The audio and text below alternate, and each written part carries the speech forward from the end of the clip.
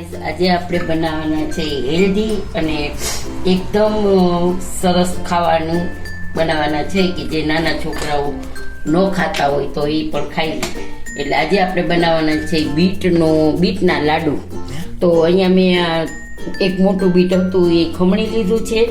તો અને અહીંયા 1 ચમચી ઘી નાખ્યું છે, 1 ચમચી આ નાખશું, એટલે 2 ચમચી ઘી જોશે આપણે.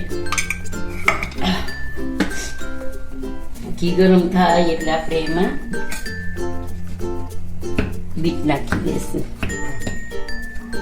તો ગાઈસ, આપણું ઘી ગરમ થઈ ગયું છે તો આપણે એમાં નાખી દઈશું બધું બીટનું.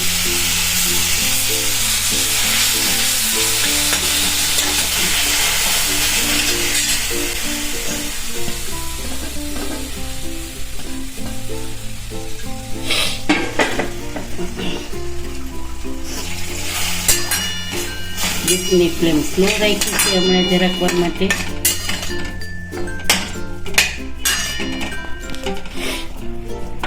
તો આપણે એને ધીમા તાપે આપણે એને ઘીમાં સોતળી લેવાનું છે ખમણને, બીટને. હવે આવી રીતે આપણે ગેસની ફ્લેમ હાઈ કરશું 2 મિનિટ માટે અને ચલાવતા જ રહેવાનું છે, મૂકવાનું નથી આપણે એને. આમાં બહુ ઘી ન જોઈએ અને બીટ છે ને ઘણા નાના છોકરાઓને ન ભાવે, મોટાઓને ન ભાવતું હોય બીટ. તો આ રીતે બનાવશો ને તો તમને ઠંડી અત્યારે થોડીક છે તો બીટના લાડુ સારા, અને નાના છોકરાઓને ખાવા હોય ને તો પણ ચાલે. ગોળ નાખવાનું છે આપણે, સુગર નથી નાખવાની, એટલે નાના છોકરા ખાઈ શકે. અને તમારે સાકરમાં કરવું હોય તો સાકરને પીસીને પાવડર કરીને નાખી દેવાનું.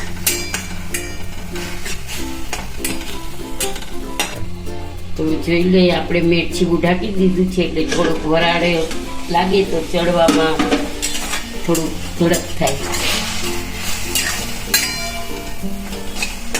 પછી થોડી વારે ચલાવી લેવાનું.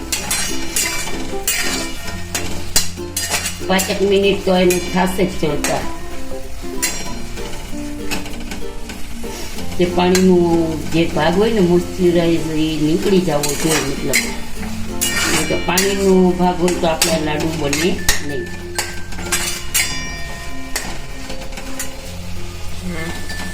તો ચલો ગાઈસ, આપણે જોઈ લઈ.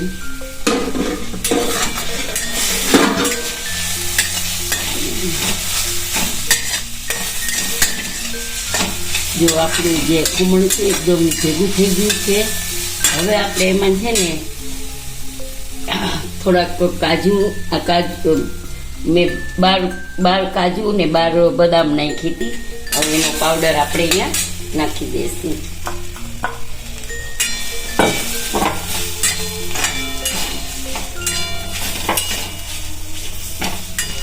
પછી ચલાવતું રહેવાનું છે, છોડવાનું નથી આપણે, નહીંતર આપણે બદામ બેસી જશે. અને 1 વાટકી મેં ગોળ લીધો છે.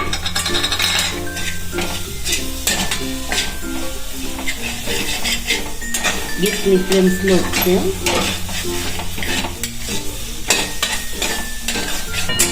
તો જો ગાઈસ, આપણા જે છે બીટના લાડુનું બરાબર થઈ ગયું છે. હવે એને આપણે થોડુંક ઠરવા દઈશું.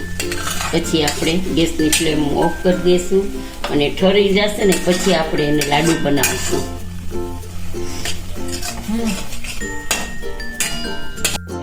આવી રીતે આપણે ઠંડુ કરી દીધું છે લાડવાનું બીટનું. તો હવે આવી રીતે નાના લાડુ એટલે નાના લાડવા વાળવાના છે. આવી રીતે ઘી વાળો હાથ કરી દીધો છે.